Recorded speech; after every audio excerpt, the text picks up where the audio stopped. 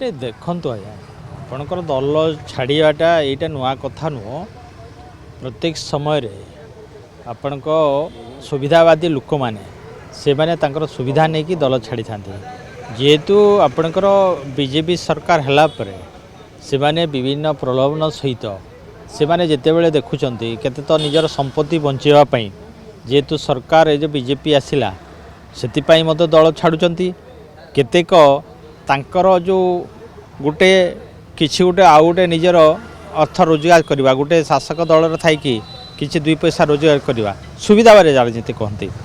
ଆପଣମାନେ ଜାଣିଛନ୍ତି ପୂର୍ବ ସରକାର ଯେତେବେଳେ ନବୀନ ପଟ୍ଟନାୟକ ସରକାର ଥିଲା ଅନେକ ଲୋକ ଦଳ ଛାଡ଼ିଥିଲେ ବିଜେପିରୁ ବି କଂଗ୍ରେସରେ ବି ଅନେକ ଲୋକ ସେଇ ଶାସକ ଦଳ ସହିତ ରହିବା ପାଇଁ ଏବଂ ତାଙ୍କର କିଛି ନା କିଛି ତାଙ୍କର ମାନେ ରାଜନୀତିକ ଫାଇଦା ପାଇଁ ହୁଅନ୍ତୁ କିମ୍ବା ନିଜର କିଛି ଆଧିପତ୍ୟ ବିସ୍ତାର କରିବା ପାଇଁ ସେମାନେ ସବୁବେଳେ ଗୋଟିଏ ଦଳରୁ ଅନ୍ୟ ଦଳକୁ ଯାଇଥାନ୍ତି। ବିଶେଷ କରି ସେ ଯେଉଁମାନେ ଶାସନରେ ଅଛନ୍ତି ସେ ଶାସକ ଦଳ ପ୍ରତି ଆକୃଷ୍ଟ ହୋଇଥାନ୍ତି। ତେଣୁ ଏଇଟା ନୂଆ କଥା ନୁହେଁ। କିନ୍ତୁ ଆପଣମାନେ ଦେଖିବେ ଯେଉଁମାନେ ସୁବିଧାବାଦୀ ରାଜନୀତି କରିକିରି ଗୋଟିଏ ଦଳ ଛାଡ଼ି ଅନ୍ୟ ଦଳକୁ ଯାଇଥାନ୍ତି ତାଙ୍କର ପରିସ୍ଥିତି କାଳକ୍ରମେ କ'ଣ ହେବ ସେଟା ସେ ସମୟ କହିବ। କିନ୍ତୁ ମୁଁ କହିବା କଥା ଯେଉଁମାନେ ଯେଉଁ ଦଳ ପ୍ରତି ଆନୁଗତ୍ୟ ନୁହନ୍ତି ଏବଂ ସୁବିଧାବାଦୀ ରାଜନୀତି କରନ୍ତି ସେଟାକୁ ଲୋକ କେତେ ଦୂର ଗ୍ରହଣ କରିବେ ସେଇଟା ସମୟ କହିବ।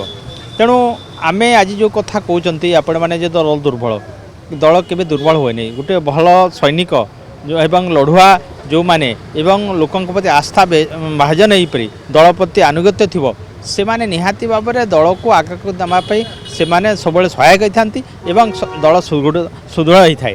ତେଣୁ ଆଜି ଯେଉଁ ନବୀନ ପଟ୍ଟନାୟକ ଯେଉଁମାନଙ୍କୁ ନେଇକି ମାନେ ଦାୟିତ୍ୱ ଦେଇଛନ୍ତି ଏବଂ ଆଗାମୀ ଦିନରେ ଦଳକୁ ଆଗକୁ ନେବା ପାଇଁ ଦଳକୁ ସୁସଂଗଠିତ କରିବା ପାଇଁ ନିହାତି ଭାବରେ ଏହା ଆଗାମୀ ଦିନରେ ବଳ ଯୋଗାଇବ। କିନ୍ତୁ ଯେଉଁମାନେ ଛାଡ଼ିକି ଯାଉଛନ୍ତି ଯେ ଆମେ ବିବ୍ରତ ନୁହଁ କିମ୍ବା ନବୀନ ପଟ୍ଟନାୟକ ମହୋଦୟ ମଧ୍ୟ ବିବ୍ରତ ନୁହନ୍ତି। ତେଣୁ ଆଗକୁ ନିହାତି ଭାବରେ ଦଳ ସୁସଂଗଠିତ ହେବ ଏବଂ ଆଗାମୀ ପଞ୍ଚାୟତ ନିର୍ବାଚନ ଏବଂ ଆପଣଙ୍କ 2029 ନିର୍ବାଚନରେ ଭଲ ପ୍ରଦର୍ଶନ କରିବ। ନାଇଁ ଦେଖନ୍ତୁ ପାଣ୍ଡିଆନ କଥା କହିକି ସେମାନେ ଗୋଟେ ବାହାନା କରୁଛନ୍ତି। ପାଣ୍ଡିଆନ ବର୍ତ୍ତମାନ ଦଳରେ ନାହାନ୍ତି ଆପଣମାନେ ବି ଜାଣିଛନ୍ତି କିମ୍ବା ସେ ରାଜନୀତିରେ ସକ୍ରିୟ ଅଂଶଗ୍ରହଣ କରୁନାହାନ୍ତି। ସେ ଯେତେ ଦିନ ଆପଣଙ୍କର ଏ ଆମର ବିଜୁ ଜନତା ଦଳ ସରକାରର ପତନ ଘଟିଲା ସେଦିନ ମାନେ ରାଜନୀତି ସନ୍ନ୍ୟାସ ନେଲେଣି।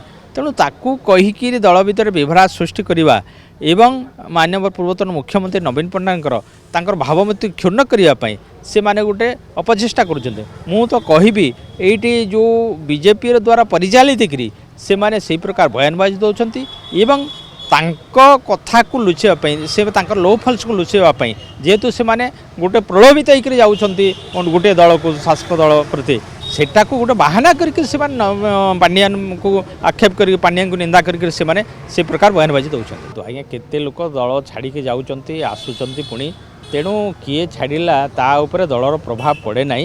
ଆପଣମାନେ ଜାଣିଛନ୍ତି ବିଜୁ ଜନତା ଦଳ ଗୋଟେ ମହାସମୁଦ୍ର ଅନେକ ଲୋକ ଏଇଠି ମାନେ ଦଳରେ ଅଛନ୍ତି ଏବଂ କେତେ ଦଳରୁ ଛାଡ଼ି କିଛି ଲୋକ ଯାଇବେ ଏବଂ ଦଳକୁ ମାନେ ସେଟା ପ୍ରଭାବ ପକାଇବ ସେଥିରେ ବିଶ୍ୱାସ ନାହିଁ।